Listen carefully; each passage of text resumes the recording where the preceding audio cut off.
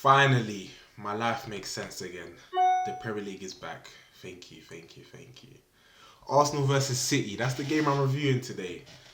And yeah, to be fair, it's a good way to come back, you know, can't lie. Wasn't the greatest of games from both teams, but we saw the glimpses that just said, yes, this is what we missed. Precious. Although I must say, boy, football without fans is like... Got no fans! People need to appreciate fans, because without the fans, the atmosphere's a bit... just a bit flat. But I guess in a way, you just watch the game and just appreciate it. And I like that you can hear what people are saying. You know, Pep bloody shouting at the 98th minute, still going off. You're thinking, mate, the game is wrapped up, sewn up. But I guess that's what separates him. So where the heck do we even start? Where should I even start? I mean, really and truly, there's only one guy that deserves his honourable mention because he earned it, you know. I'm not sure if he earned it the right way, but David Luiz, my gosh. Talk about having a reputation. The moment the ball bounced, I just said, mistake here. Body shape, everything was wrong. It's wet, it's raining, ball skidding. Mistake.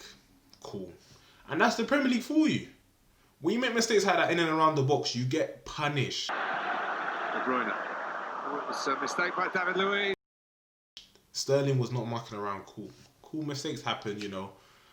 But the second one was just like, mate, do you want that contract extension or not? Do you want to stay in London or are you done? Because what he was doing there, especially with VAR, let alone the ref could already see that. But it's just like, what are you doing? What are you actually doing? But again, he has a reputation. I'm sure everyone that saw that, no one was surprised that, oh, that's out of the ordinary for David Luiz. That's normal. That's just a normal day in his office. Everybody knows, yeah, mistakes coming. To be fair though, credit to Mustafi, because he wasn't... I didn't notice him today, which is a good thing, because usually he's noticed for the wrong reason. So credit to him on that one. I just find it so amazing how one player can cost you the game. Just one. Think about it. David Luiz cost the team 2 goals. That's it. Game done, and that's just one player, you know. Everyone was, you know, doing their thing. He literally solely cost the game. And then for anybody else question why he didn't start, that is why he did not start. Arteta's looking like he's not the guy. And lo and behold, you know, he just to prove somebody right, like, yeah, exactly why they want to play you. That's why. That's why I'll give you. It's, my gosh. But my as well with the injuries. What's going on? What training are Arsenal doing? Guys are just dropping like flies, like no contact, nothing. Just going down. It's just like, I was quite surprised at that, to be honest. I know like they were saying like, okay, people haven't played the game in a long time, but you lot are professional athletes, I thought. Like, what's going on? And squad depth, talk about it. City take off Mahrez and bring on Bernardo Silva. They take off David Silva and bring on Foden. Arsenal, boy, their squad depth, it's not great. That's one thing. Listen, when you want to know what separates the good from the great, just pay attention to those kind of things. You've got players like Sane still sitting on the bench. Aguero's on the bench. My gosh, Arsenal... It goes to show, but this is exactly in line with my predictions, which, by the way, done a video on that already if you want to check that out. This is in line with my predictions. Arsenal, I don't think they're going to make the grade. I don't think they're going to be able to make that top 4, not performing like that at least. I just want to go through some player highlights quickly. First of all, David Silva, he can play forever. Like, I think this is meant to be his last year, but he can just play. He's timeless. You see that kind of football? The way he plays... That's that European style football. He can play forever. He does not rely on pace, strength, nothing. He just graces the pitch, does his job. You know, he's the kind of player, when he gets subbed off, he don't even complain. He's just like, yep, thanks for allowing me to perform for you guys today. And then that's it. He's done. Personally, I heard at the end of the game, they gave Kevin De Bruyne a man of the match. No, for me, no chance. The amount of mistakes he made... Never confused. I know I hate that whole mentality of a player scores a goal and all of a sudden you forget he played bad. He did not play great. He was misplacing passes, even almost cost City a goal. He definitely was a man of the match. No, not this time. I'm a De Bruyne fan and I can say that wholeheartedly. I think if anything, I'll probably give it to someone like Mendy. Mendy's solid performance. I heard them say Walker as well, but even him as well. This guy, sometimes I feel like he falls on his pace too much. It's like, you can't just rely on that. silly mistakes again. But again, understandably, first game back, players are rusty. We'll give it to them. We'll give it that, even though they're training for weeks on end. But we'll give it that. And last but not least, Aubameyang. This guy, where was he? Has he been sold already, or? Because I was looking for him, like, boy, the only times I saw this guy, he was covering the right backs, or trying to defend for corners. Where was he today? Nowhere to be seen. But of course, I'm curious to see what the excuses are going to be made. Oh, he wasn't getting the service, he wasn't getting the support, blah, blah, blah. This guy was nowhere to be seen. Please, please, please. No one ever mentioned his name with Henry, ever. Because I heard that and I was like, that's just blasphemous. Like, I don't even know if that's a word, but just don't mention his name. No chance. Aubameyang, he's a good player, but come on, you need to turn up, bro. You need to show us you're there. Like, you didn't really do much, and I don't even know why Lacazette keeps getting disrespected, but that's just another story. Actually, I know why, because I saw him playing. I'm like, yeah, I see why you're not playing. Like, Arsenal, they need to really, really shake things up. Although I did like that kid, Nikita, up front. He was good. I believe that's his name. I hope I got it right. And last but not least, Ederson. Do you know how focused of a player you have to be to clean somebody out and go straight back into position? Like, he didn't even flinch. You know, some people would at least look and just be like, oh, you're right. He literally just was like, bang, over, straight back. That's a professional. You want to know where that 100k goes? Professional. He said the medics will take care of that.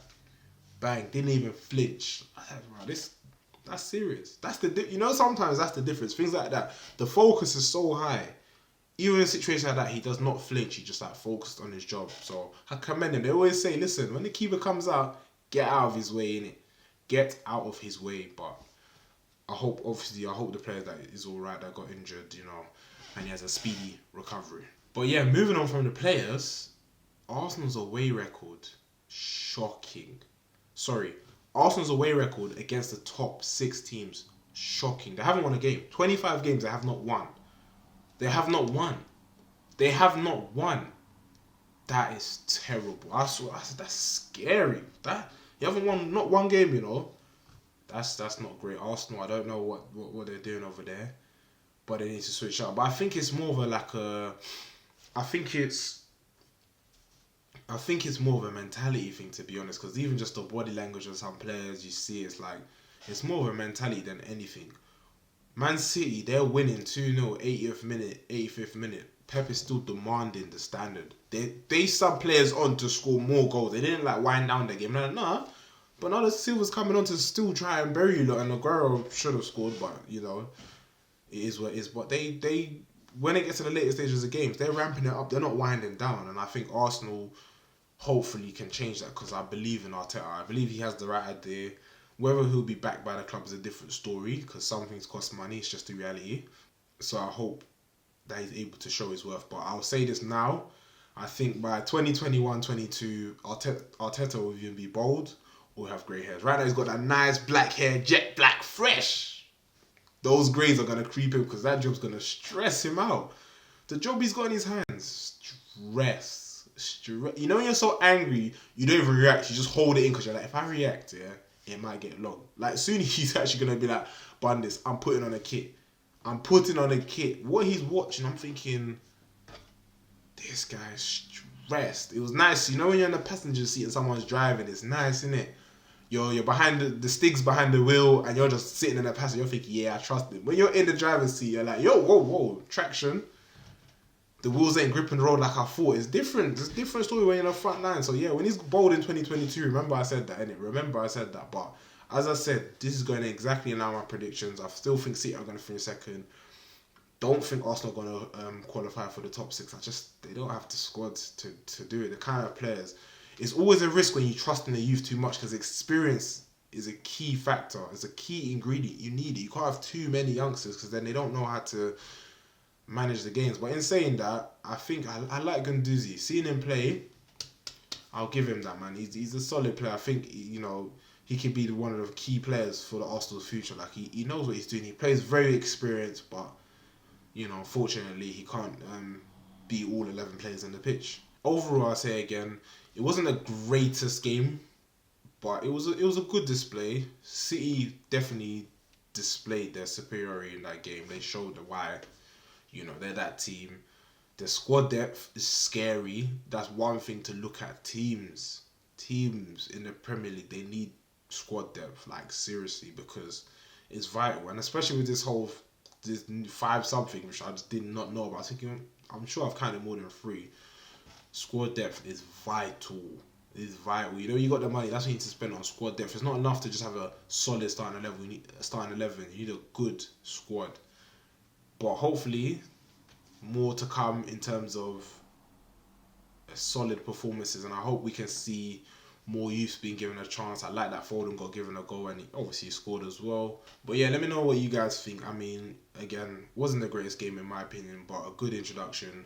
Arsenal, it's kind of like, I don't want to say it, but I have to say it's like typical Arsenal fashion, isn't it? It's like, that's what they do kind of thing. So I'm not even too like surprised. No one's gonna look at us for the result and be like, I was surprised we lost the 6. Like, it is what it is.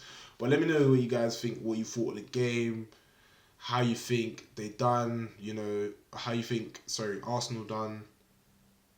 Should there have been more goals in the game? I think there should have been. And lastly, the last question I want to ask is Aubameyang staying or going? That's the question I want people to answer. Is he staying or going? Because the way that looked, boy, I saw when that second goal went in, he just looked around like, boy, I'm going to have to just call it a day, you know? Great skill. Oh, what a goal! Oh, this young man is a sensation. What a